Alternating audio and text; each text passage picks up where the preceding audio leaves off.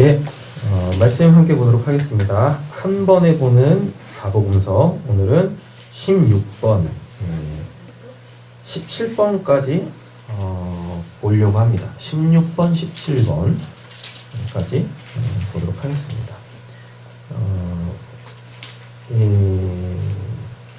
복음서 책이 없으시면 마태복음 2장 13절부터 보시면 될 것 같아요.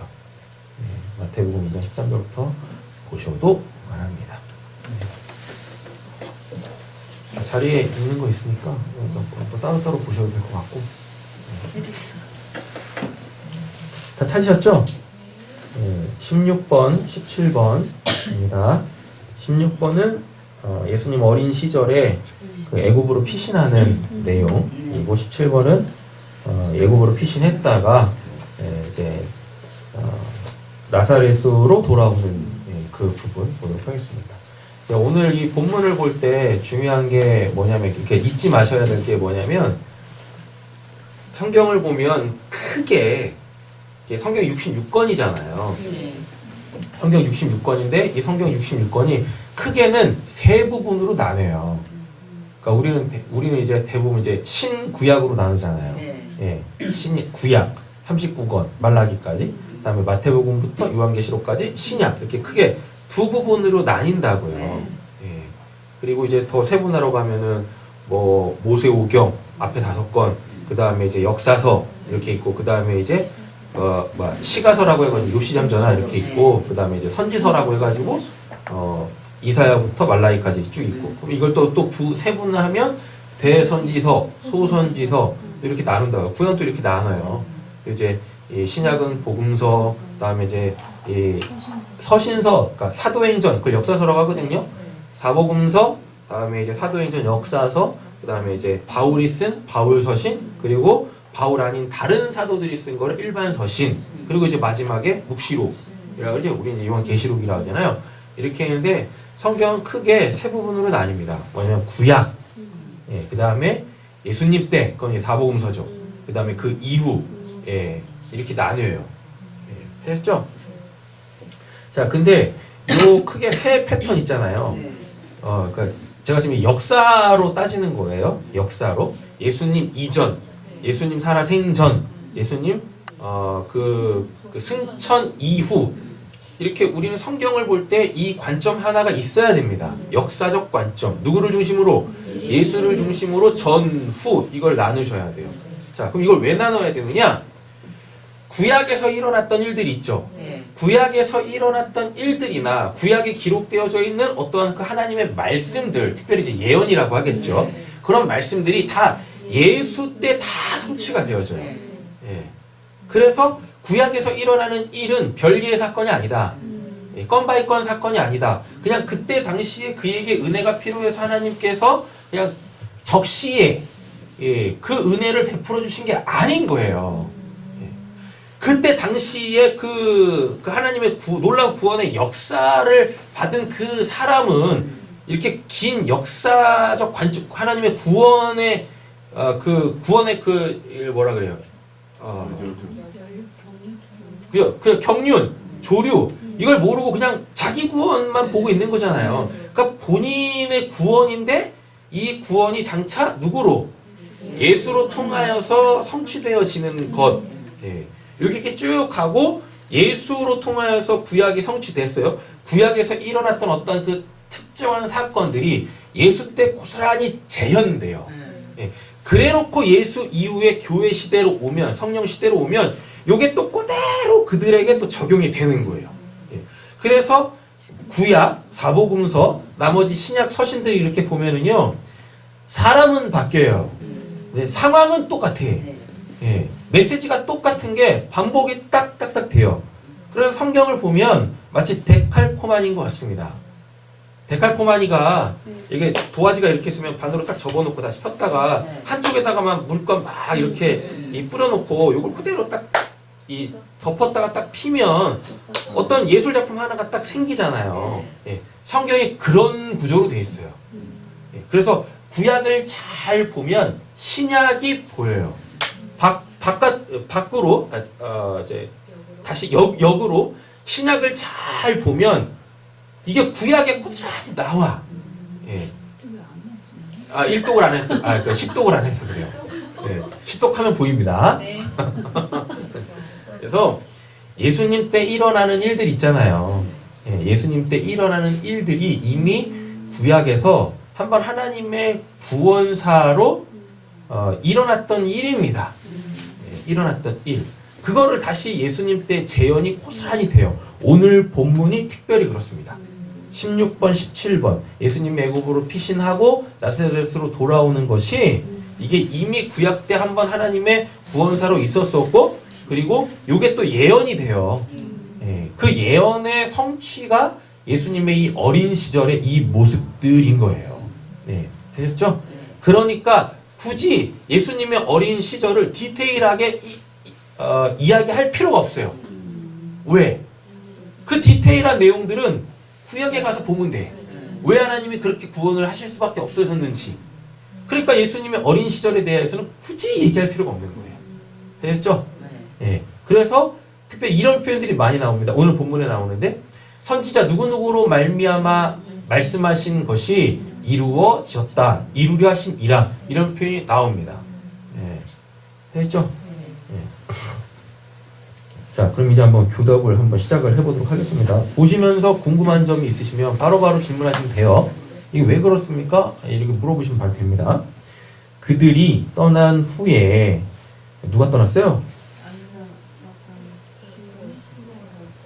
누가 떠났을까요? 안나 시므온 아니에요. 시므온하고 안나는 누가복음이잖아요. 근데 이건 지금 마태복음이지 않습니까? 네. 누가 떠났을까요? 네. 본방 박사가 떠났어요. 마태복음 보시면 예, 그 윗절에 동방 박사 와가지고 뭐 유황 모략 뭐 이거 드리고 그때 이제 그 동방 박사가 예수님한테 먼저 온 게 아니라 헤롯한테 먼저 갔잖아요. 그때 이제 헤롯이 위기감을 느끼지 않습니까? 헤롯은 원래 왕가 출신이 아니에요. 이두메 사람이란 말이에요. 이방인이란 말이에요. 근데 샤바샤바 해가지고 말도 안 되게 유대인의 왕이 된 거예요. 예, 그러니까 혈통이 나니까 왕족 혈통에서 왕이 났으니까 예, 불안한 거죠. 그러니까 이제 뭘 해요? 싸그리 몽땅 없애버려. 애기들 그때 당시에 태어난 애기들을 싸그리 몽땅 죽이면 왕족이 끊어지는 거잖아요. 그럼 자기 왕가를 계속 이어나갈 수 있는 거예요. 이런 꼼수를 갖고 있었다고요. 근데 동방 박사들은 몰랐어. 당연히 어디에서 날 줄 알았어요. 예, 그 헤롯 왕가에서 그걸 뭐라 그러죠? 왕세자라 그러나 뭐라 그래요? 예, 후계자가 태어날 줄 알았다고요. 그래서 글리 먼저 간 거예요. 글리 먼저 간 거예요. 예, 그게 정상이죠. 예. 그런데 하나님께서 천사들로 통하여서 현몽하시잖아요. 계시하시잖아요. 골리 가지 말고 헤롯한테 다시 가지 말고 니들 갈 길 가. 예. 한참 있다가 안 돌아오니까 속았다라고 해가지고 이제 애들 죽이기 시작하는 겁니다. 그때 예수님이 어디를 피해요? 애굽으로 피하는 거예요. 네.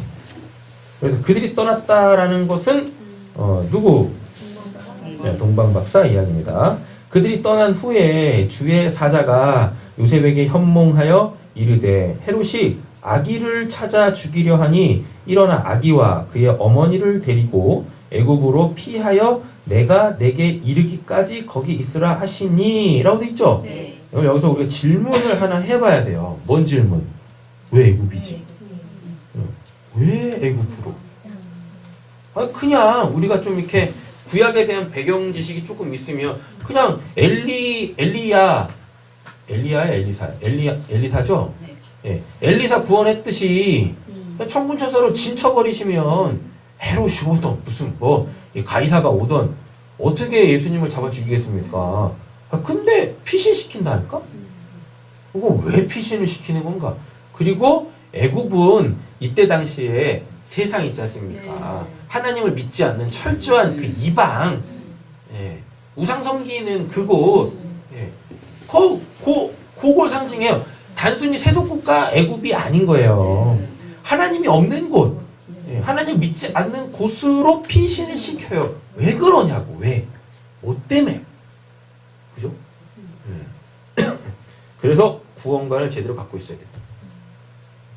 그냥 죽어서 천국 간다 이게 구원이 아니라니까요. 성경은 그런 걸 얘기를 하지. 그 얘기하는데 구원 얘기할 때 구원의 포커스는 죽어서 천국 간다 여기 있지 않아요. 근데 우리한테는 이게 큰 이슈죠. 네. 어쨌거나 우리 죽어서 천국 가야 돼요. 네. 우리한테는 그게 굉장히 중요하지만 성경은 그 구원관에 대하여서 이야기하지 않습니다. 네. 그러니까 구원이 뭔지를 정확하게 아셔야 돼요. 구원의 개념을 정확하게 아셔야 돼요. 구원이 뭡니까? 구원이 뭐예요? 구원이 한국말로 따지면 건져내다예요. 예. 그걸 다시 그냥 쉽게 우리적 개념에서 이해를 해보면 위치 이동하는 게 구원이에요. 이런 상황 속에서 이 상황으로 내가 옮겨지는 것. 근데 여기서 중요한 건 뭐냐면 이 상황 속에서 자기가 못 빠져나와. 그래서 하나님이 전적인 은혜로 어떻게 해요? 콕 잡아가 마치 뽑기 하듯이 예. 콕 잡아가지고 위치 이동을 시키는 것, 그거 당함을 받는 것, 그게 구원입니다.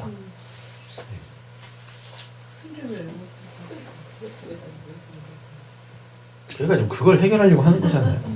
이제 시작입니다. 1절밖에 안 읽었어요. 그러니까 이런 질문들을 하셔야 돼요. 이런 고민들을 갖고 다음 본문으로 다음 절로 가야지 이게 성경 읽는 게 재밌어지는 거예요. 그러니까 이게 성경 읽는 게 쉽지 않잖아요. 재미가 없잖아. 따분하고 읽다가 어느 순간 졸고 있고. 왜 그러냐면 이 절을 보면서 지금 제가 하듯이 이런 질문들을 안 하기 때문에 그래요.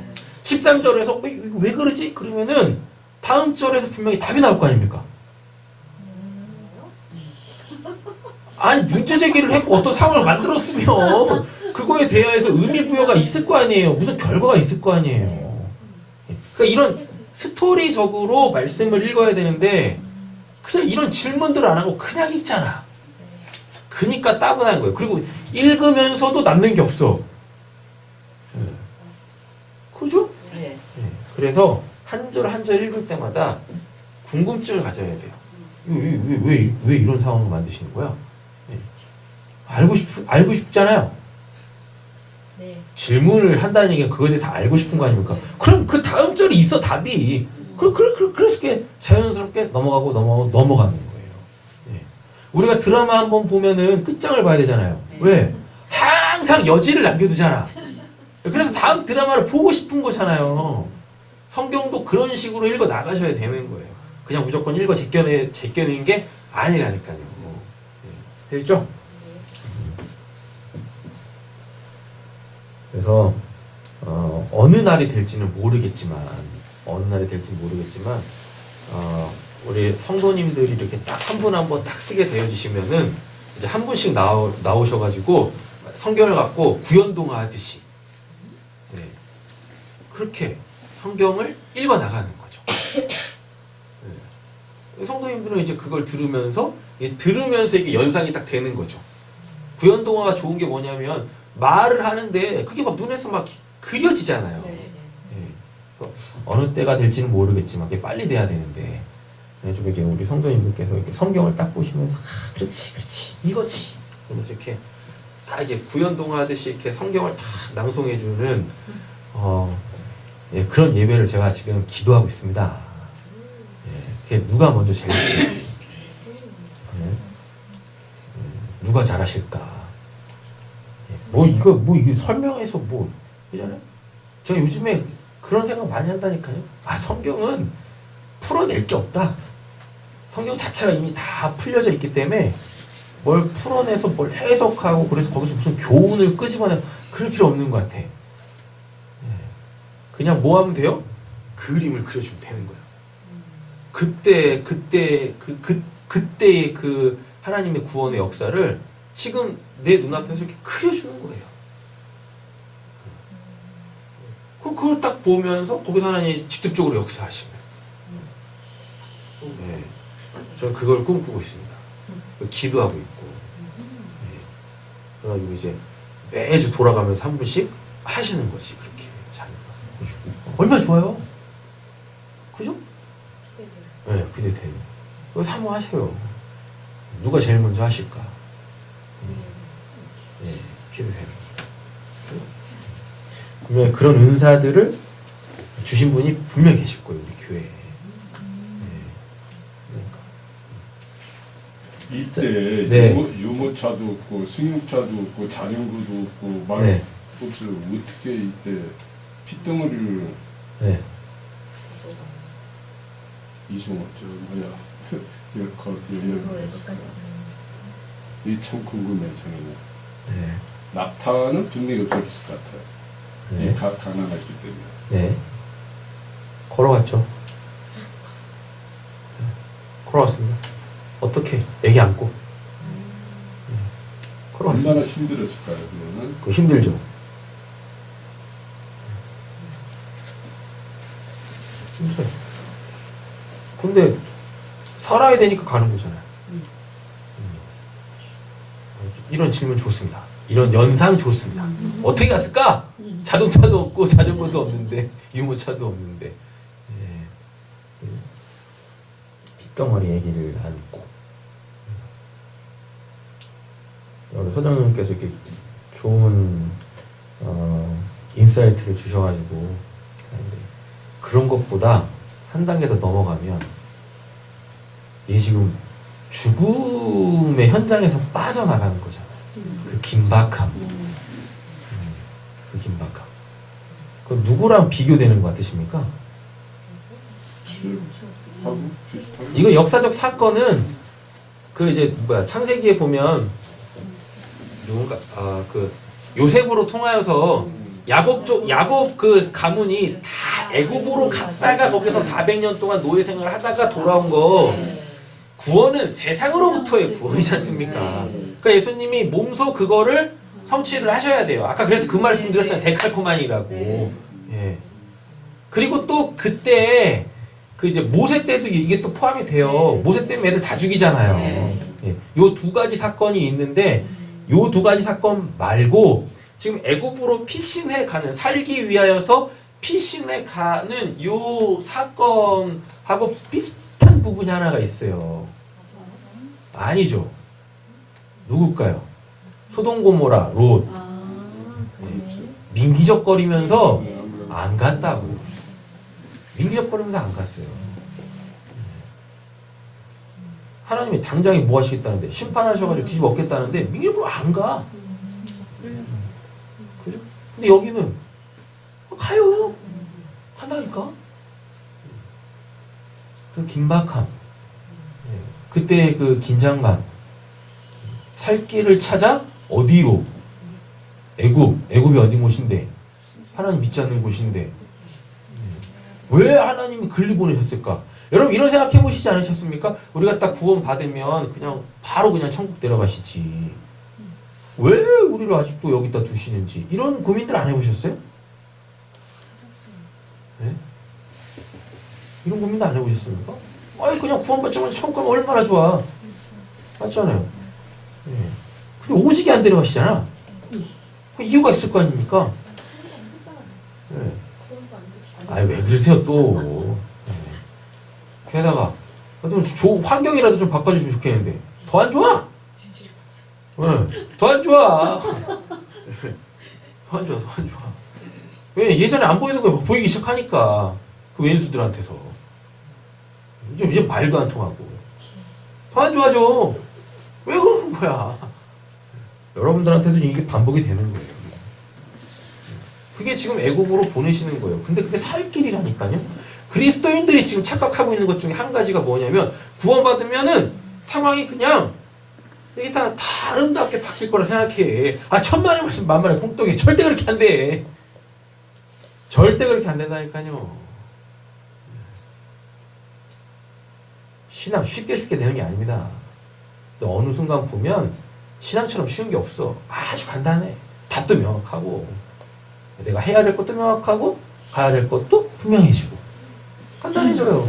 거기까지 가려면 요 애굽으로의 피신 이게 있어야 되는 거예요. 아니 왜 구원시키면서 왜 세상으로 보내냐고. 왜 하나님 믿지 않는 그 척박한 곳으로 왜 보내시냐고. 왜?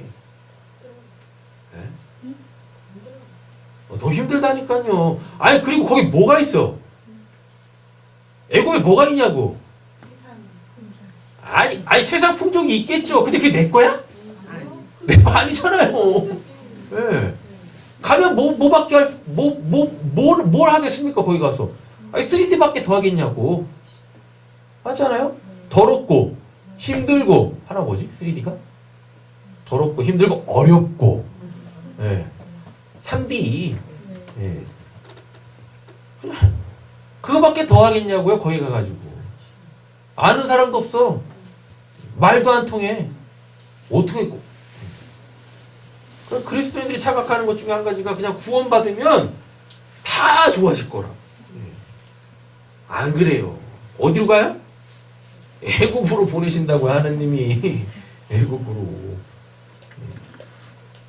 그것도 이걸 또 이제 또 오해하시면 아니 그러면 무슨 뭐 미국으로 이민 가야 되고 아니면 가까운 그 왼수의 나라 일본으로 가야 되고 아니면 뭐 월북을 해야 됩니까? 아 그런 게 아니죠.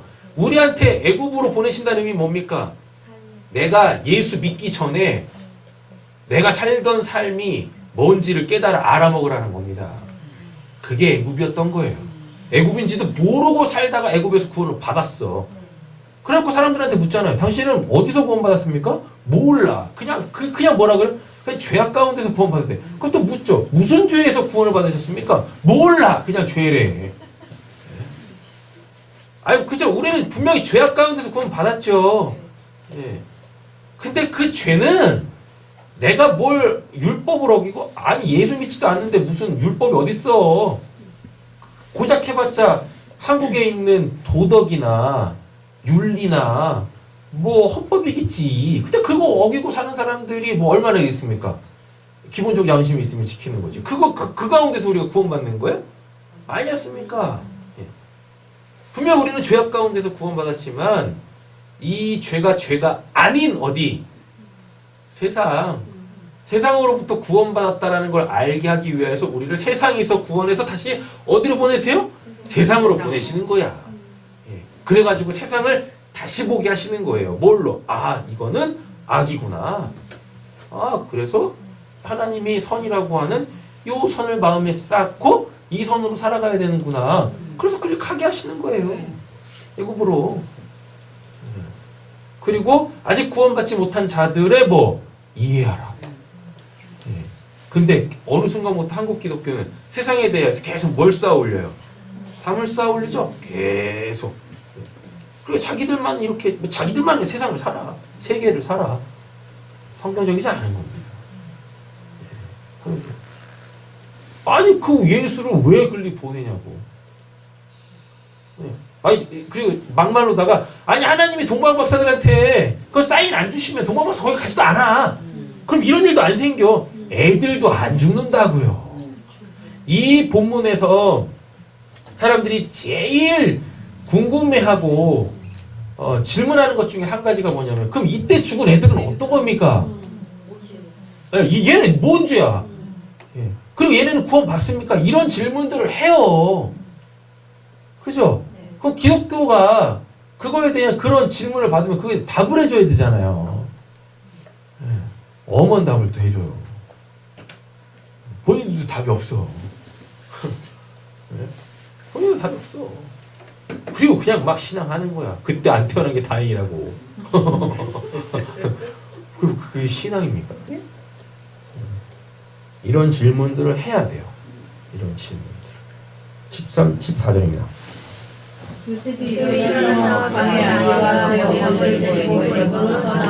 민기적거리지 않잖아요. 예, 롯은 뭐였어요?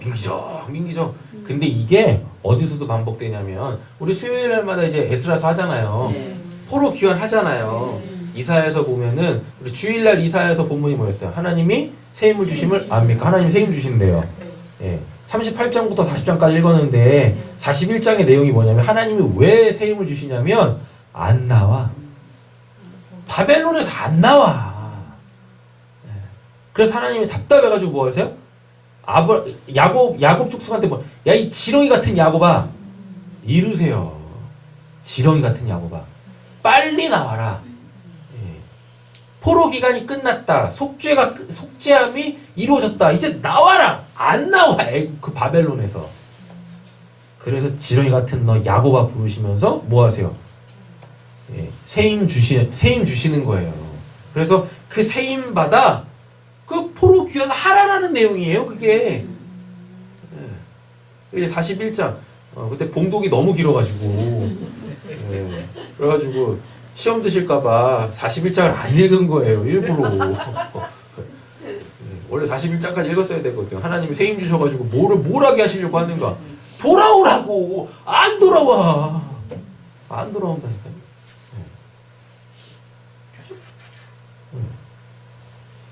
미적거리지 않고 뭐 했어요? 그냥 말씀 따라 갔어. 말씀 따라 갔어. 예, 보면 그때 당시에 목수 있지 않습니까? 예수님의 그 이제 친아버지는 아니지만 어쨌거나 생부긴 하잖아요. 네. 예, 그 요셉이 목수였어요. 근데 그 목수가 그때 당시에 이렇게 사회적 계층에서 예, 좀 하위였어요. 예, 그러니까 이렇게 좀 이렇게 뭐라고 표현해야 되나 거? 중산층은 예, 아니고 중산층이 아니고 좀 빈곤층. 예, 이랬었어요. 이랬었다고요.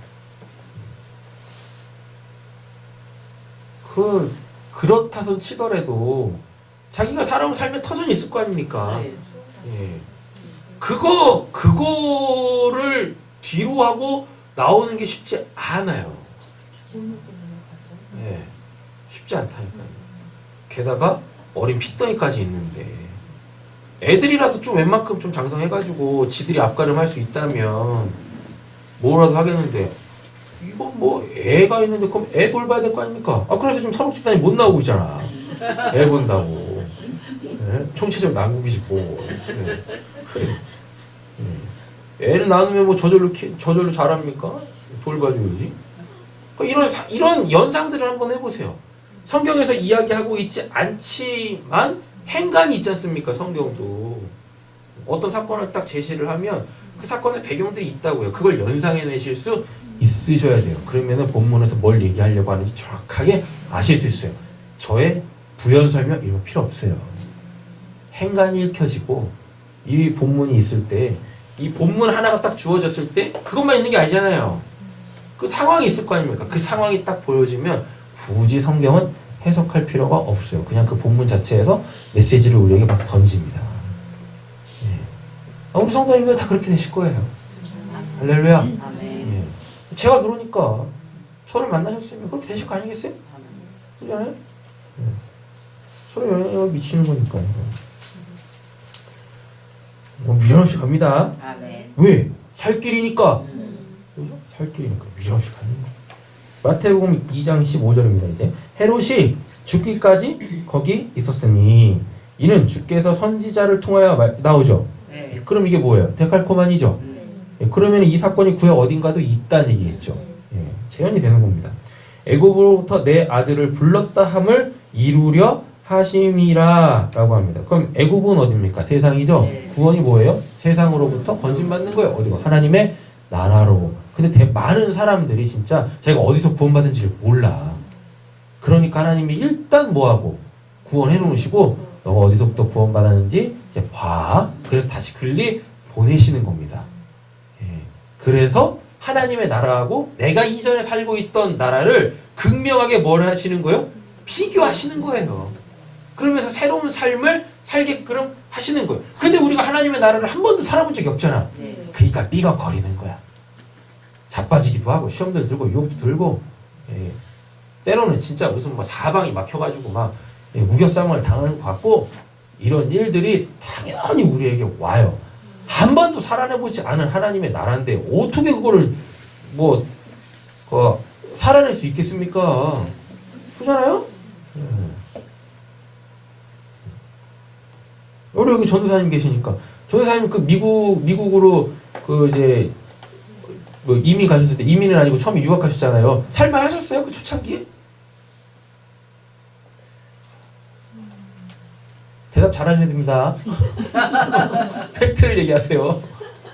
살만 하셨어요? 그냥 살기 위해서 적응한 것 같아요. 예. 나 스스로 살기 위해서. 그죠. 살기 위해서 가셨잖아. 그러니까 그 환경이 주는 낯섦에 대해서 낯설려고 하지 않고 네. 계속 순응하려고 그냥 바로바로 어답터하고 그냥 간다. 네. 아, 그러니까 살만하셨냐고. 예, 저는 미국이 저한테 맞았어요. 그럼 미국으로부터 구원을 받으셔야 되겠네. 한국으로 다시 오셔야 되겠구만. 네. 아, 지금 그런 측면의 것을 얘기하는 게 아니잖아요. 한국에서 적어도 20년 동안 이렇게 살고 계셨는데 예, 미국에서 아무도 그 고모님인가 이모님 계셨죠? 굉장히 먼 친척인데 네. 근데 제가 갔을 때 이미 여기 한국에서 어떤 좀 아픔이 있어서 간 거였기 때문에 네. 빨리 수능을 하게 된 거예요. 여기를 잊고 나는 거기에 빨리 정착해야 된다라는 그런 게 있어요. 아니 그러니까 다 아는데 그게 쉬웠냐고요. 네. 산으로 가고 있습니다. 그건 저희 이제 백그라운드이 그렇게 됐기 때문에 제가 그렇게 의도적으로 갔겠죠. 아니 그러니까 지금 제가 말씀드리려고 하는 건 성경에서 얘기하려고 하는 건 뭐냐면 사람마다 다 성향이 있고 뭐 이유가 있고 이렇지만 새로운 환경에서 아무것도 없는 곳에서 거기서 삶의 터전을 일구어 나가는 건 쉽지 않아요. 네, 쉽지 않다는 거예요. 옆에 노력을 해야죠. 여기서 네. 그러니까 다져놓은 걸 버리고 새로운 데 가서 하려면 네.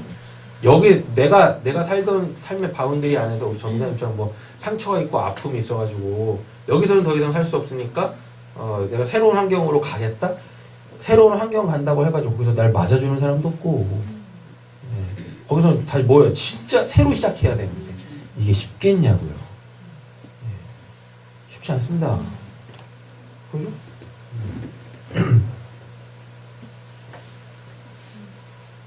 그럼 이제 영적으로 이거를 내용을 바꿔볼게요. 우리 전도사님은 이제 육적 내용을 얘기했잖아요. 네. 복음의 불모지에 갔어.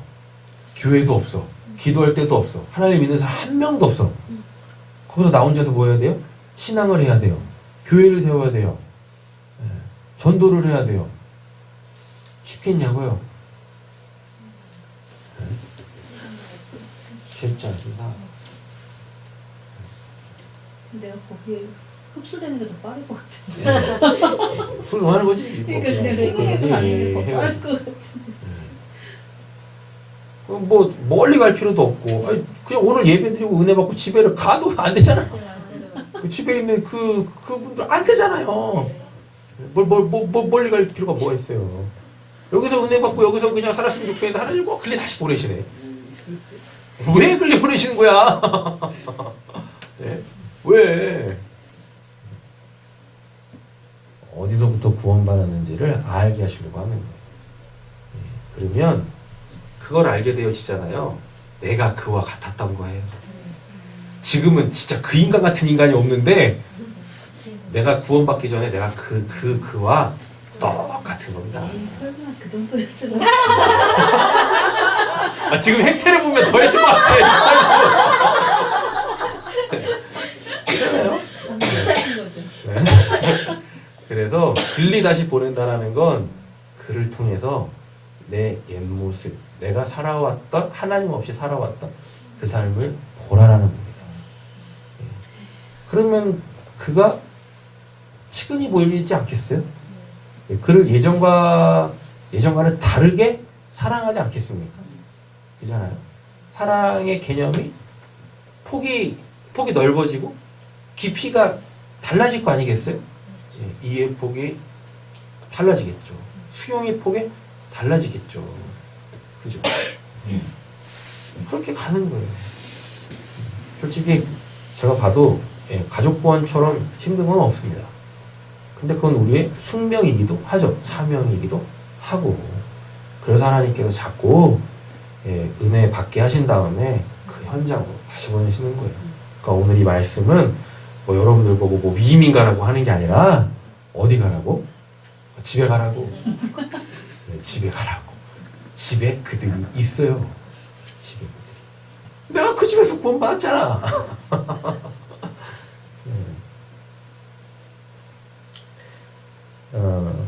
호세아 11장 1절입니다. 선지자를 통하여서 말씀하신 바를 이루려 하신대잖아요. 그럼 이게 어느 본문에 있는지는 보셔야 될 거 아니에요. 그러니까 지금 이 애굽으로 피신하는 이 사건 있잖아요. 이 사건은 마태복음만 봐서 절대 안 풀려요. 절대 안 풀려요.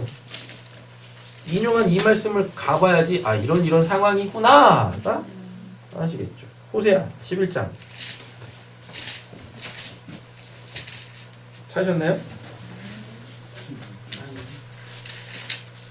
호세아 11장 1절입니다. 제가 한번 읽어볼게요. 이스라엘이 어렸을 때에 내가 사랑하여 내 아들을 애굽에서 불러 똑같죠? 네.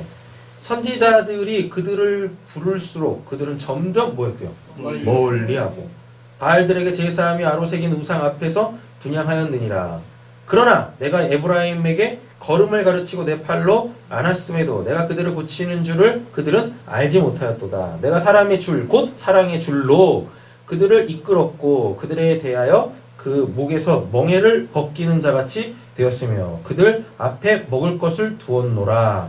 그들은 애굽 땅으로 돌아가지 못하겠거늘 내가 돌아오기를 싫어하니 아수르 사람이 그 임금이 될 것이라. 지금 애굽으로부터 불러냈다라고 하잖아요. 그럼 이건 구원이지 않습니까? 그러면은 애굽에서의 그 상황 있죠. 그 상황을 2절부터 얘기를 하고 있는 거예요. 애굽에서 일했다고요. 우상 숭배했다고요. 그래서 거기서 구원을 했다고요. 근데 문제는 뭐예요? 그걸 못 버려. 그래가지고 이제는 애굽으로 돌려보내는 게 아니라 뭘로? 아수르를 통하여서 하나님이 또 징계를 하시는 거예요. 그러니까 애굽으로 갔다라는 말이 뭐예요? 내가 어디서 구원받았는가 요거 알게 하시려고. 요거 알게 하시려고. 너가 거기서 구원받았다니까 그러니까 더 이상 그렇게 살면 안 되지. 이렇게 가는 것입니다. 16절입니다. 마태복음 2장 16절. 헤롯이 박사들에게 속은 줄 알고 심히 노하여 사람을 보내어 베들레헴과 그 모든 지경 아래 있는 산의 아이들을 박사들에게 사사하고 그때를 분열할 두 살부터 그 아래로 다 죽이니. 싸그리 몽땅 죽이죠. 요거는 이제 출애굽기 1장의 배경입니다. 출애굽기 1장의 내용이 뭐예요? 모세 태어났는데 그때 당시에 애굽의 정책이 뭐였냐면 점점 이스라엘 사람들이 본인들의 수보다 더 많아지는 거예요. 그러니까 이제 불안한 거죠. 그들이 구테타 일으키면 옛날 전쟁이 뭐 지금 전쟁처럼 뭐 버튼 하나 누르면 미사일 나가고 막 이런 전쟁이 아니잖아요. 무조건 쪽수잖아요. 우리 6.25도 그랬잖아요. 무기로 막 하다가 말도 안 되는 그냥 뭐 인해 전술로 내려오니까 어떻게 뭐 지금 총알보다 사람이 더 많아. 대포보다 사람이 더 많아요. 그러니까 이길 수가 없는 거야. 우리도 최근까지 그런 전쟁을 했어요. 그 고대 사회는 더 하겠죠. 쪽수가 무조건 뭐예요? 힘이야. 근데 어느 날 보니까 이게 이스라엘 사람들이 이게 숫자가 늘어나는데 이게 기하학적으로 막 늘어나는 겁니다. 그러니까 그러면 이제 통제가 안 될 것 같잖아요. 그러니까 그때 썼던 게 뭐냐면 남자애들 죽이자. 남자를 죽이는 거야. 그 애를 못 낳겠죠. 그죠? 그러니까 이제 그 방법을 쓴 거예요. 근데 해필이면 그때 누가 태어나요? 모세가 태어났네. 모세가. 근데 이게 이제 모세가 뭐 될성 부른 나무 떡잎부터 알아본다고 이 떡잎이 좋았네. 그래가지고 그 뭐 시부라하고 뭐 어떤 뭐 또 누군가 뭐 산파가 샤바샤바 해가지고 모세 살리잖아요. 근데 이제 더 이상 숨길 수가 없으니까 나일간을 이렇게 또 이렇게 해가지고 하나님이 또 거기서 역사를 하지 않습니까? 근데 요 사건이 왜 등장을 하냐면 그 전에는 애굽이라 그랬었어요. 그 다음에 이제 헤롯이 애들 죽이는 사건도 분명히 또 구약에 나옵니다. 그게 지금 모세예요. 그럼 왜 하필 모세일까? 모세한테 하나님이 이런 메시지를 주십니다. 너와 같은 선지자. 그럼 그게 일어나야 돼. 그게 예수인 거예요. 그러니까 모세를 부를 때 그 상황들 있잖아요. 그 상황들이 고스란히 예수님한테도 적용이 되어져요. 그럼 여기서 우리가 한 가지 분명하게 하고 넘어가야 될 것이 있습니다. 그럼 애꿎은 애들은 왜 죽인 겁니까? 애꿎은 애들은 왜 죽인 겁니까? 그럼 그 아이들은 어떻게 됩니까? 성경에서 그 아이들에 대해서는 답을 주지 않습니다. 그들이 구원을 받았다 못 받았다 그런 얘기 하지 않아요. 그런데 이런 얘기는 해요. 뭐냐면 그때 죽은 아이들의 그 어머니들의 마음은 어떻게 했어요? 피눈물 나는 거지. 피눈물 나는 거예요. 그럼 그들은 어떻게 위로를 받을까요? 뭘로 보상을 받을까요? 죽은 아들을 다시 얻으면 돼. 그게 누구예요? 그게 예수. 그게 예수. 자기의 아들을 잃는 대신에 진짜 아들을 다시 얻는 거야. 그게 자식을 잃은 부모가 구원받는 방법인 거예요. 잃었던 아들을 되찾는 것. 그럼 이게 또 율법하고 연관이 되어져요. 초태생 있지 않습니까? 초태생은 다 하나님 거야. 그러니까 자기가 키우면 안 돼. 하나님이 키워야 돼요. 예. 그러면 하나님 어떻게 키워요? 레위 가문에서 키워줘야 돼. 그렇잖아요. 하나님이 직접 키우시든가 아니면 레위 가문에서 키워야 되는데 아유 그걸 어떻게 다 키웁니까? 그러니까 뭐 했어요? 생명의 속전을 내고 자기 아이에 대한 생명의 속전을 내고 레위 지파로 그냥 퉁치는 거예요. 그러니까 그래서 자기 아기는 자기가 키우지만 이 아이를 원래 하나님께 갖다 바쳐야 되는데 그냥 레위 지파 자체가 요 아이를 대신해서 하나님께 바쳐진 거라는 이런 율법적 개념이 있는 겁니다. 하나님께서 그렇게 퉁쳐서 받으시는 거예요. 예. 그래서 레위한테는 땅을 기업으로 주시지 않잖아요. 예. 요런 지금 율법적 관계와 상황적 관계들이 지금 여기 다 응축되어져서 설명되어지고 있는 거예요. 이렇게. 예. 그래서 예수 때문에 모세 때문에 죽은 그 애들은 그건 뭡니까? 이거에 대한 답은 뭐냐면 예수를 자기 아들로 어떻게 갖게 되어지는 거예요. 예수를 자기 아들로 갖게 되어지는 겁니다. 그렇게 회복되어지는 거예요. 되시죠? 새 생명을 그렇게 얻는 거예요. 그러면 또 이런 질문을 또 해보실 수가 있는 거죠. 그럼 그때 죽은 아이들은 구원 받습니까? 못 받습니까?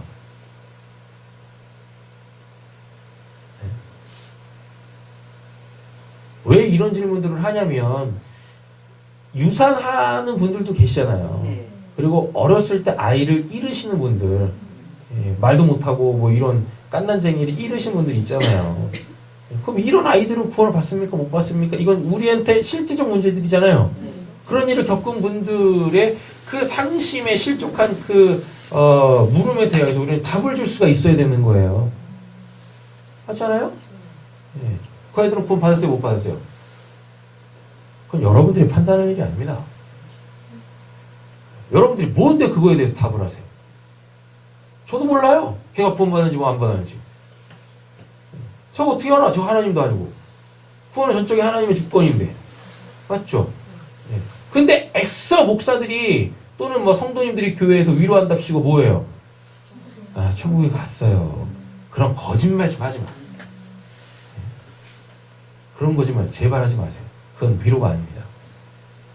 뭐 해야 돼요? 그 아이의 죽음이 그 누군가의 죽음이 주는 그 하나님의 그 메시지를 들어야죠. 그냥 어렸을 때 이걸 한번 경험한 적이 있어요. 저희 교회에서 그 초등학교 1학년 아이가 불의의 사고로 죽었거든요. 그 부모님들이 진짜 서장님 그 몇 년 그렇게 고생하셨죠 그분들이? 하나를 가져가고 둘을 줬더니 예, 하나님이 그 아이를 데려가고 딸 하나 아들 하나를 줬어요.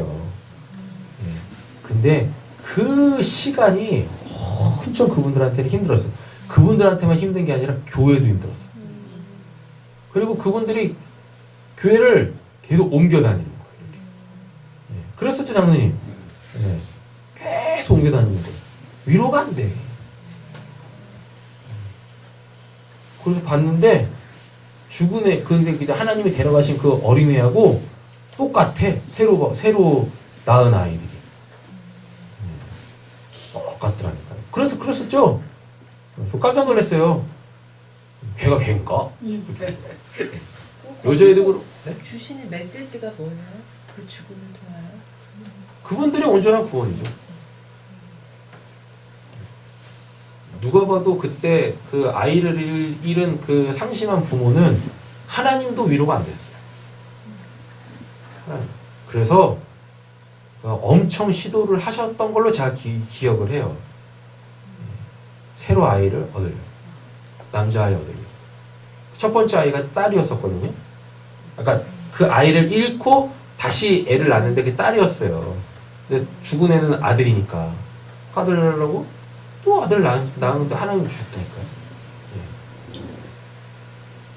조금 더 설명해 주시죠. 온전한 구원이라는 게 그러니까 그분들한테 어떻게 지금 하나님께서 제가 그분들하고는 사귐을 갖지 않아서 모르지만 그 전체적 사건에서 제가 제가 받은 그 인사이트, 하나님이 저에게 주신 그 메시지, 제가 목회할 때도 그런 일이 일어나면 안 되지만 일어날 수도 있잖아요. 그럼 이제 그건 제 사건이 되는 거 아닙니까? 제가 아이를 잃지 않았다선 치더라도 그를 위로하고 그를 붙들어줘야 될 거 아니에요. 그 상황에서 발을 세워야 될 거 아니에요. 예. 그건 뭐냐면 그의 온전한 구원인 거예요. 아이를 잃었어요. 그 아이를 잃은 거 그거를 뭘로 위로할 수 있겠습니까? 근데 그 위로는 하나님만 하실 수 있어요. 그에게 딱 필요한 걸로. 근데 그때 그가 하나님에게 뭘 요구하나 그걸 딱 봐야 되는 거예요. 예. 그때 그가 하나님께 무엇을 요구하나 그가 진짜 잃은 것은 무엇인가? 팩트로는 아이를 잃었을 거 아닙니까? 근데 그 아이를 잃은 거는 사실이지만 진짜 그가 잃은 건 뭔가? 예. 그런 것들을 봐야 되는 거예요.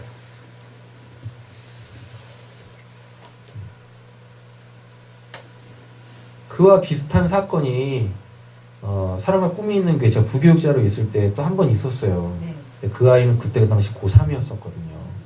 예. 네. 아파트에서 걔는 투신을 했어요. 예. 그러니까 걔 조울증이었었거든요. 그래서 견디다 못해 그냥 그것도 주일날 11시 예배 드리는데 투신했어요. 교회가 또 그때도 초토됐었죠. 힘들었었잖아요. 그때 그 사건 아시는 분은 우리 노봉 집사님하고 김사님 원사님이시네요. 집사님 그때 계셨어요? 거기 아파트. 그랬었잖아요. 그때 교회 위로가 안 됐었어요. 그래가지고 옛날 그 사건이 기억이 나가지고 제가 그 두 아이를 케어를 했었어요. 아침마다 가가지고 등교하기 전에 예배 드려드리고 예배 같이 드리고 막 이랬었거든요. 매일 같이. 예. 둘째는 제가 그렇게 했어요. 이제 충격인 거죠. 그 집안 자체가 충격인 거잖아요.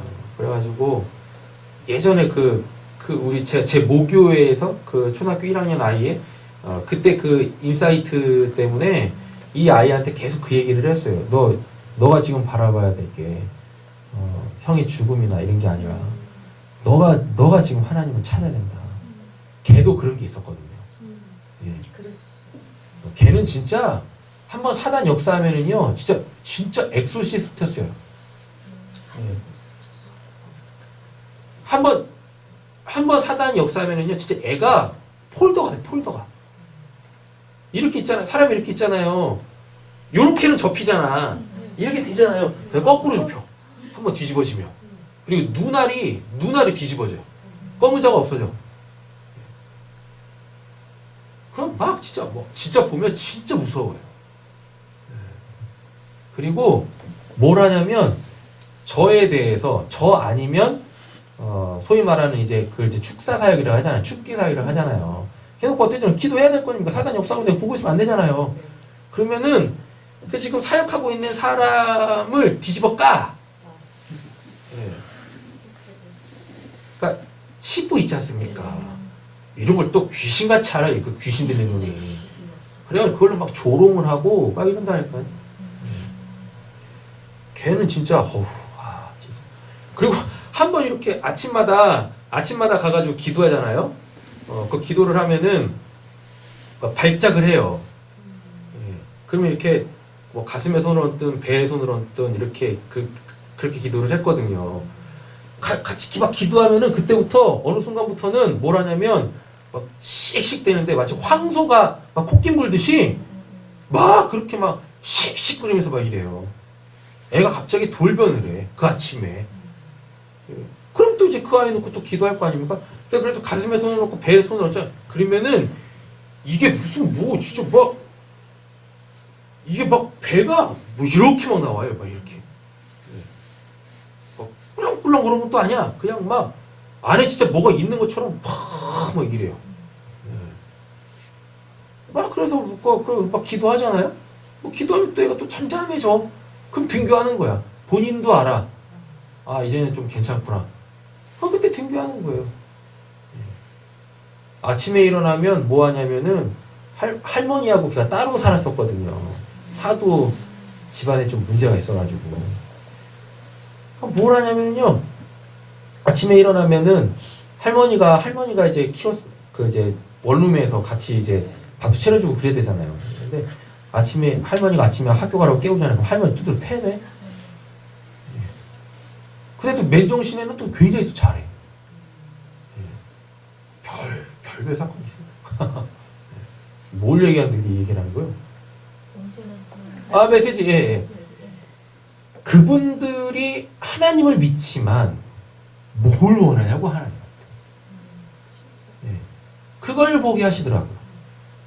그분들이 지금까지 신앙하면서 하나님한테 뭘 원했는지. 뭘 원했는지. 근데 그런 상황이 그들에게 벌어지지 않으면 그들뿐만 아니라 우리에게 벌어지지 않으면 우리가 어떻게 알겠어요?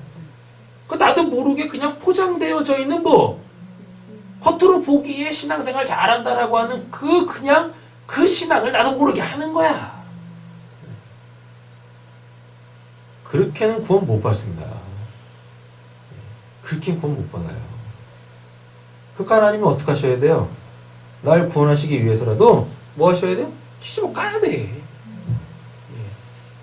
근데 저는 제발 그렇게는 구원받지 말자. 이 주의죠. 왜 맞으면서 구원을 합니까? 이미 성경에 다 얘기를 하고 있는데.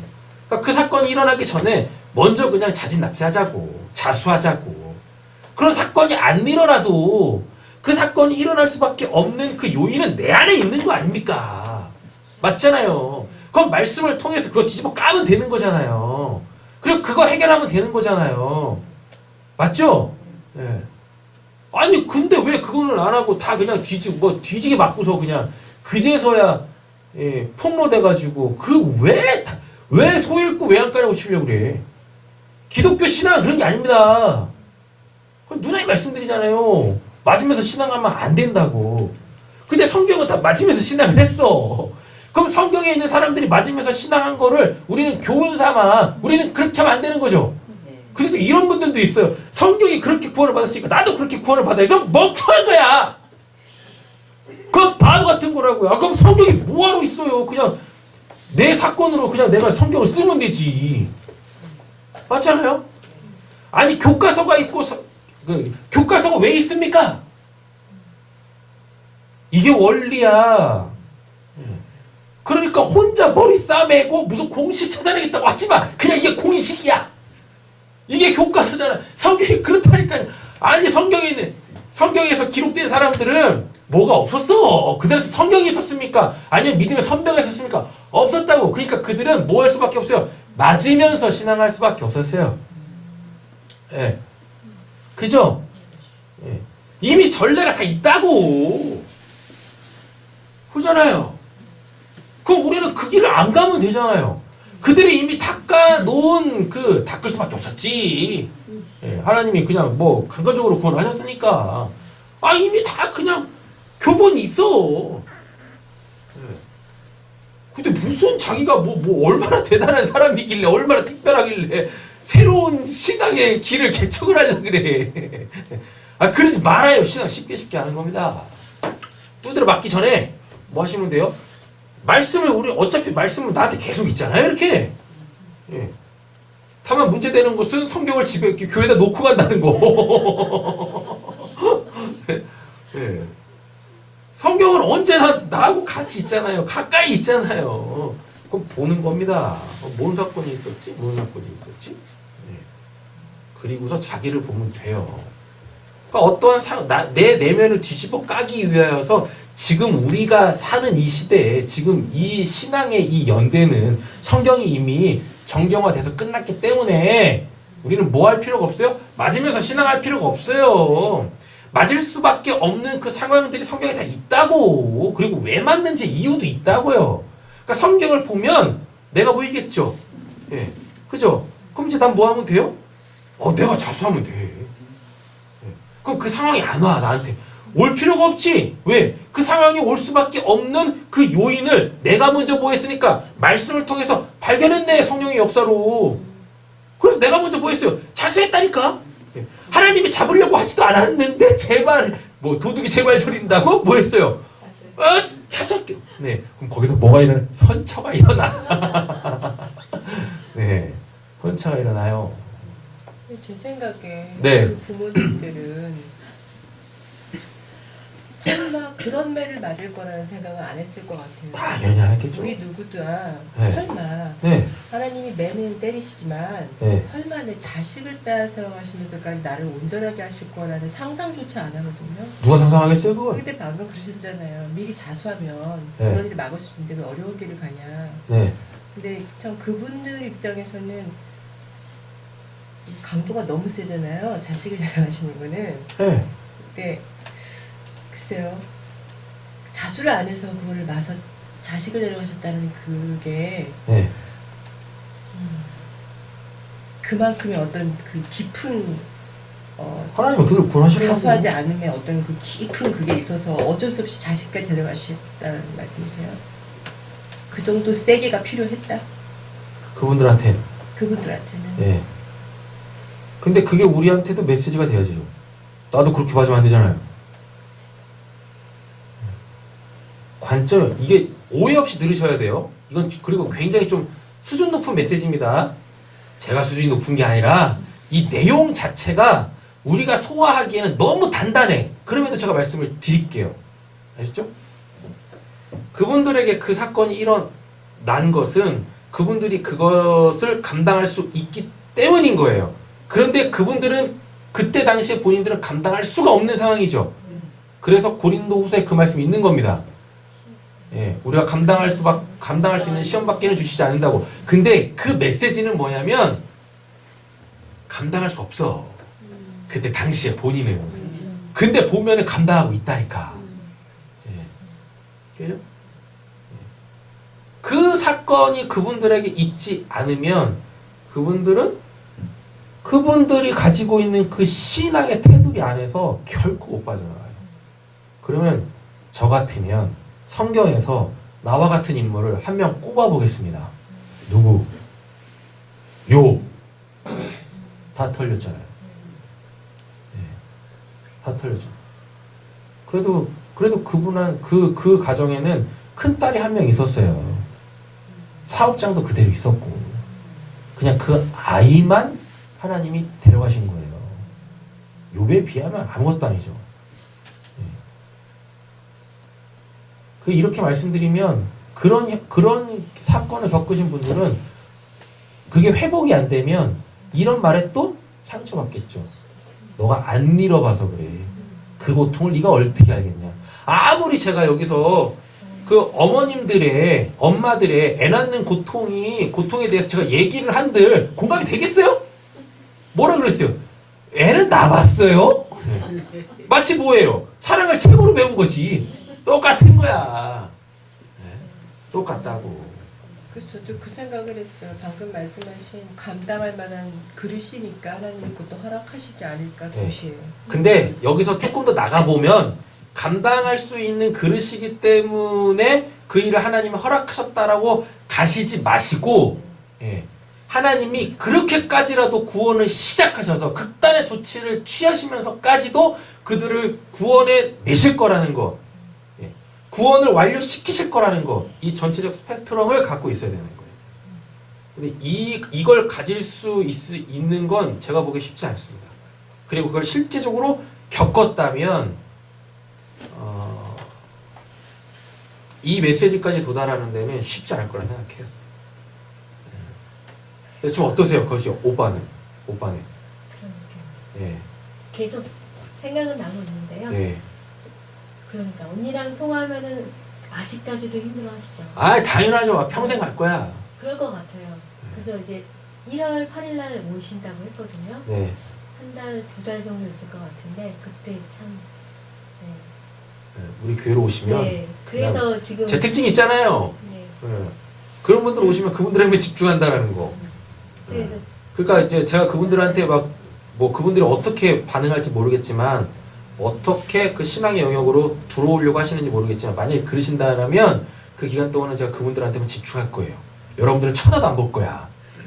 그러니까 시험 들지 마시고 오히려 같이 집중하시게요. 근데 내 아는 사람이니까 인간적인 생각이 앞서더만요. 주변 사람들이 내가 우리 가정이 이렇게 예수 잘 믿고 단단한 집안인데 응? 얘가 자살을 해? 네, 많은 경우 그렇게 네. 생각하기는 예. 그 인간적인 생각이 예. 그 눈에 자기네들 못 네. 견딘다는 거예요. 네. 그러니까 그래서 뭔가 있을 교회를 것이다. 떠나고? 그 집안에 비하인스토리가 있을 것이다. 예. 네. 지역을 떠나게 되고 이렇다라는 거지. 예. 음. 들보가 안 빠져서 그래요. 자기 눈에는 들보가 안 빠져서. 그렇게 보시면 안 됩니다. 뭔가 있겠지. 대할 때는 그냥 그 팩트 자체를 구원론 이런 거 다 떠나서 그냥 그걸 그대로 받아들이는 겁니다. 그리고 그들이 어떻게 좀 잠잠해졌을 때 그 사건을 본인들의 구원, 본인들의 인생으로 좀 재조명해 볼 수 있을 때에 그때 접근하는 거예요. 저는 그걸 못했었어요. 그때 그 아이 그 죽었을 때 그 동생 케어한다고 제가 그냥 막 대시했거든요. 정신 똑바로 차려라. 이 죽음의 메시지가 너한테 뭔데? 정신 똑바로 차려라. 안 먹히지 당연히 그때. 그땐 제가 미숙했었고 분명한 메시지는 알고 있지만 시기가 적절하지 않았습니다. 그렇다는 겁니다. 쉽지 않잖아요. 근데 그분들이 그러고 나서 자취를 감춰버렸기 때문에 이마트에서 지금 더 아쉬운 점이 많이 남았어요. 왜냐면 내가 경찰서에 앙심해서 어머. 가가지고 그 사망진술을 받고 그랬거든요. 사망진 검사가 끊어줘야 시신을 이동하고 이러니까 그랬는데 그 장례식 끝날 때까지 내가 자리를 별로 안 비웠었는데 그분들이 참 그러니까 그분들이 그때 우리 교회로 온 건 뭐냐면 두 아들 고치려고 왔었어요. 예.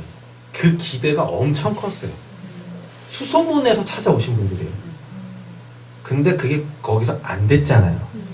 최악 그분들한테는 어쨌거나 이렇게 말씀드려서 참 죄송하지만 최악의 상황이 온 거잖아요. 더 이상 그 교회에는 뭐가 없어요? 답이 없는 거예요. 그럼 거기 있을 필요가 없어요. 그러니까 나가버리신 거예요. 참 안타까웠어요. 그 아이들 때문이 아니라 본인의 구원을 생각했다며, 본인 구원 때문에 왔다며 달랐을 거라 생각합니다. 근데 오로지 그냥 두 아들밖에 없었어요. 오로지 교회로 온 이유가 그 두 아들 고치는 거. 근데 그분이 구원을 받았었어야 되는 거거든요. 그분. 그래서 그분이 그 아이들을 케어했었어야 되는 거예요. 근데 본인이 못한다고 그냥 교회에 맡긴 거야. 목회자한테 맡긴 거예요. 그래요. 목회자가 뭘 했어요. 그래서 그 순간은 좋아지겠지. 근데 오늘 본문처럼 어디로 다시 가? 애국으로 다시 돌아가잖아. 악순환의 고리를 끊어낼 수가 없었죠. 근데 우리는 오늘 본문을 보고 있지 않습니까? 그런 일을 겪기 전에 우리는 먼저 뭐 하시면 돼요? 자수하면 돼요. 아니, 저도 되면 그 답은 해결되셨습니까? 엄청. 근데 참 이 부분에 있어서는 참 말하기가 힘든 것 같아요. 어떻게 단정적으로. 뭐가? 전체적인 구원의 스펙트럼은 저도 이해하는데 네. 사실 궁금하네요. 그분들이 어떻게 됐는지 그 후에 하나님의 구원이 어떻게 이루어져 가고 있는지 네. 하나님이 그렇게까지 작정하셨을 때는 뭔가 그 진행 과정이 있을 텐데 네. 그냥 교회 근데 저는 그런 것도 있어요. 뭐냐면 탈락할 수도 있어요. 그게 좀 마음이 많이 아프네요. 네. 그, 그러니까 전도사님의 그 물음의 전도사님 스스로가 해결이 되시냐고. 예.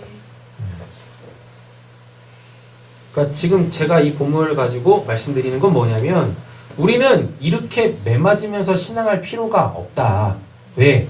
우리에겐 뭐가 있으니까? 성경이 있으니까. 그래서 성경을 주야로 묵상하게 되어지면 거기에서 하나님이 뭘 하세요? 날 있는 모습 그대로 다 뒤집어 까신다고. 그럼 그때마다 바로 뭐 하시면 돼요?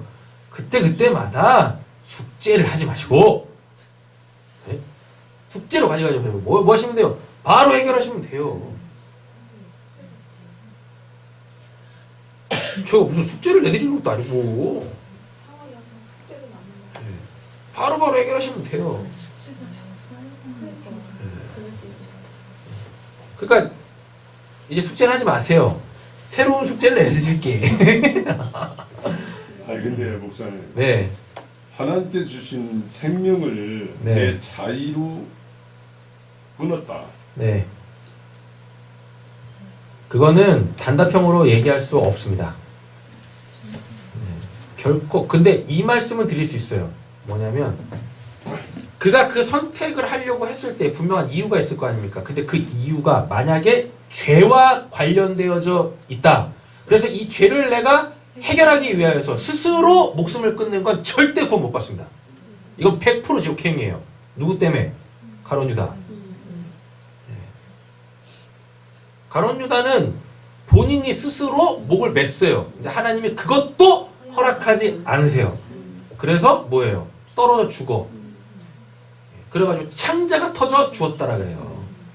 그런 자살은요 100% 구원 못 받아요. 그가 지금까지 어떻게 신앙을 해왔고 뭐 어떻게 살아왔는지 아무 필요 없어.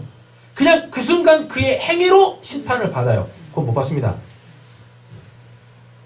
다른 예를 더 들어봐 주세요. 자살 중에서 그나마 단답형으로 딱 말씀하실 수 없는 그 애매모호한 자살. 네. 그게 뭐가 있을까요?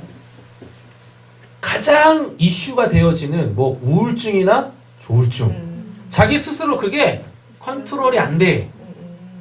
컨트롤이 안 돼요. 그래서 순간 뭐라고 이성을 놓을 수가 있어요. 지성적 판단을 못할 수가 있습니다. 그래서 극단적인 선택을 할 수도 있죠. 그것에 대하여선 우리가 천국 갔다 지옥 갔다 왈가왈부하지 말자고요. 그건 뭐예요? 그냥 병으로 죽은 거야. 이런 거 생각 한번 해보세요.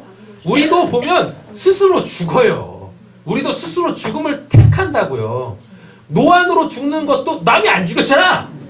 내가 그냥 스스로 죽는 거잖아. 내 세포들이 알아서 죽는 거야. 그건 뭡니까?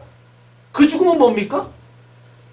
방법만 다를 뿐이지. 어차피 생명이라는 것은 나에게서 나에 의해서 끝나게 돼 있어요. 다른 말로 바꿔볼게요. 암 왜 걸려요? 모든 사람들은 그 기본적으로 암이라는 걸 갖고 있어요. 근데 그 암을 내가 너무 사랑해서 내 안에서 암을 키우는 건 나잖아요. 먹으면 안 될 거 먹고 하면 안 될 거 하는 거잖아요. 그래서 내 안에 있는 이 암을 내가 스스로 키우잖아요. 키우면서도 본인이 모르지. 유전적인 게 더 큰데 암. 그것도 많잖아요. 아니요, 암은요 모든 사람들이 다 갖고 있어요. 암덩어리는 모든 사람 다 갖고 있어요. 어느 순간에 조건이 맞으면 그게 이제 커지는 거예요. 그래서 다른 세포들을 죽이는 거예요. 암이 없는 사람은 없습니다. 암은 다 갖고 있어요. 그래요. 여러분 생각 한번 해보세요. 평생 목사로 산 사람이 있어. 모태신앙이어가지고 거룩하게 산 사람이서 담배를 핀 적이 한 번도 없어요. 담배를 핀 적이 한 번도 없어. 술을 먹은 적도 없어. 폐에 안 좋은 거를 해본 적이 한 번도 없는 사람인데 폐암에 걸려 죽었는데 목사님이신데? 그럼 뭐예요? 그럼 그분은? 뭐예요? 아니 그 가족력에 암으로 죽으신 분도 없어. 없어요. 없어. 뭐야? 그거 왜 죽은 거야? 암은 그러니까 병리학적으로 가도 그냥 암은 의사들도 얘기한다니까 암은 그냥 모든 사람 다 갖고 있어요. 그냥 우리 몸뚱이 자체가 그냥 암이라는 것을 형성할 수 있는 그 환경인 거예요. 근데 이거를 잘 알고 관리를 하면 안 걸리는데 먹지 말아야 될 거 먹잖아. 예? 그죠? 예. 꼭 그런 거만 먹어. 탄 거 먹고 짠 거 먹고 매운 거 먹고. 그 목사님은 담배도 안 피우고 나쁜 거 안 했다면서 폐암이 그러니까 걸렸다는 게 예. 식습관도 그럼 나쁘게 안 했을 텐데 폐암이 왜 걸렸냐고요. 관리. 제가 그걸 어떻게 합니까? 지금 방금 말씀하신 게 있잖아요. 그래도 걸려. 아 그래서 말씀드리잖아요. 또 사람은 어차피 그냥 자기에 의해서 죽어요. 뭐 암으로 죽든 뭘로 죽든지 간에 결국은 내 스스로 죽게 돼 있어요. 왜 그래요? 죄의 삭은 사망이지 않습니까? 사도 바울이 딱 그 말해요. 누가 이 사망의 몸에서 나를 건져낼까? 근데 그 말을 할 때 사도 바울이 신앙의 정점을 찍고 있을 때입니다. 그냥 뭐 완숙할 때야. 그냥 뭐 천국과 뭐 이 세상에 구분도 없어. 그냥 여기가 천국이고 죽으면 천국 가는 거야. 그런 정도의 수준의 사람이 뭐라 그래요? 이 사망의 몸에서 누가 나를 건져낼까? 그가 무슨 사도 바울이 죄를 지면 뭘 짓겠습니까? 그잖아요? 그런데도 이 몸뚱이에 대한 정확한 인식을 갖고 있었어요.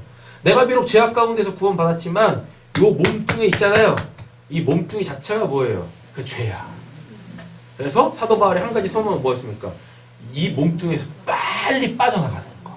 그래서 새 몸 얻어서 앞덩어리가 없는 천국에서 사는 거. 그게 사도 바울이 자기의 소망이라고 필립보서에 얘기하잖아요. 그러니까 자살했다고 무조건 다 지옥 가는 게 아닙니다. 상황을 봐야죠, 상황을.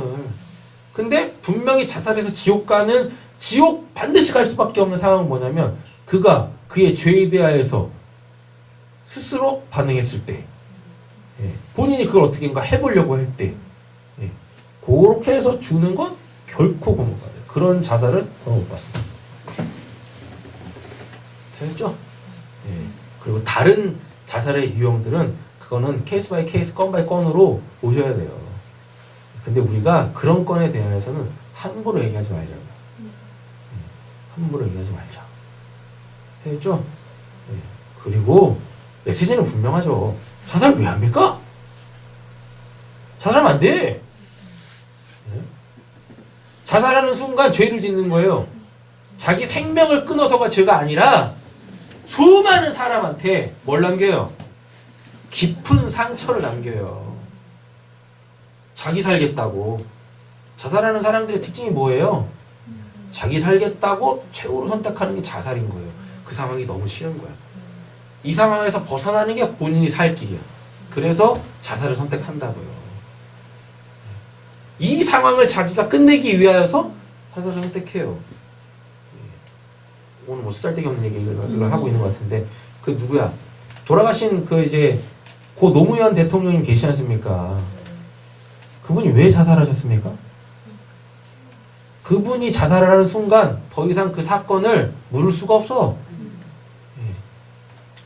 그래서 그렇게 극단의 선택을 하신 거예요, 그분이.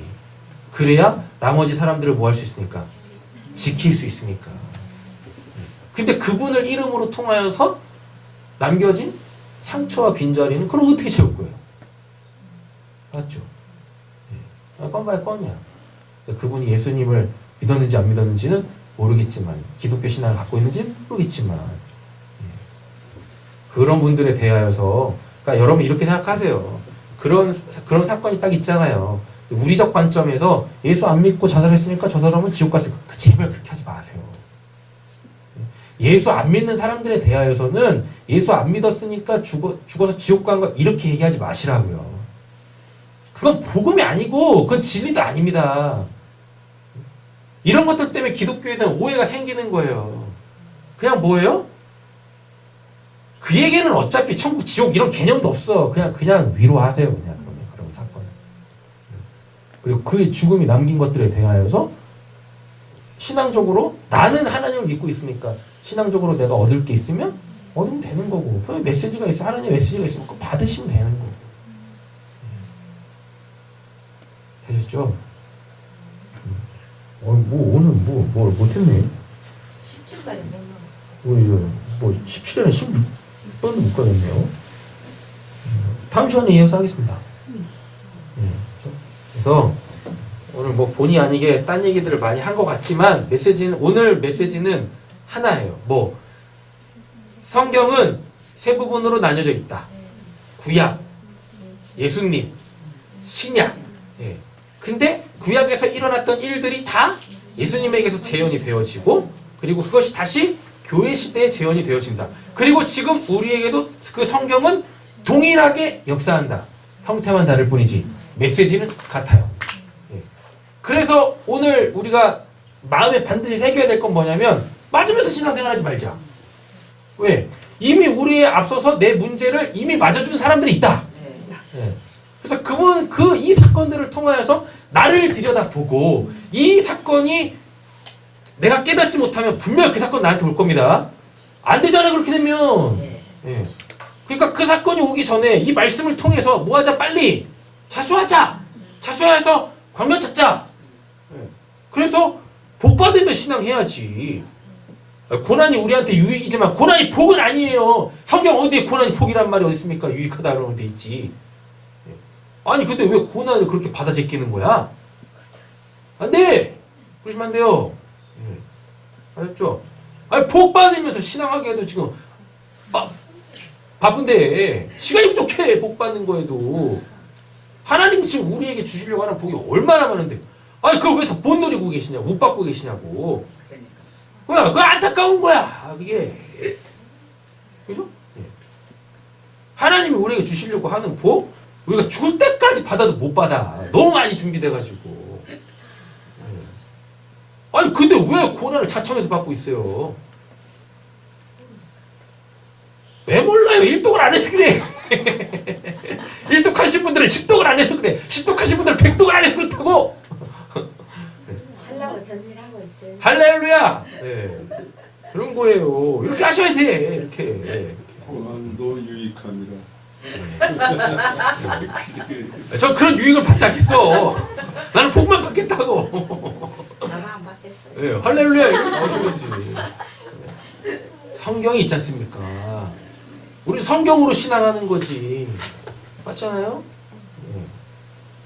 오늘 본의 아니게 히브리서 4장으로 끝내겠습니다.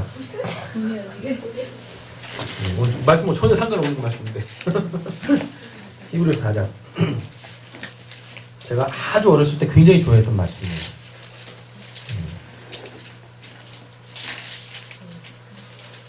히브리서 4장 12절, 13절 다 하시는 말씀입니다. 읽겠습니다.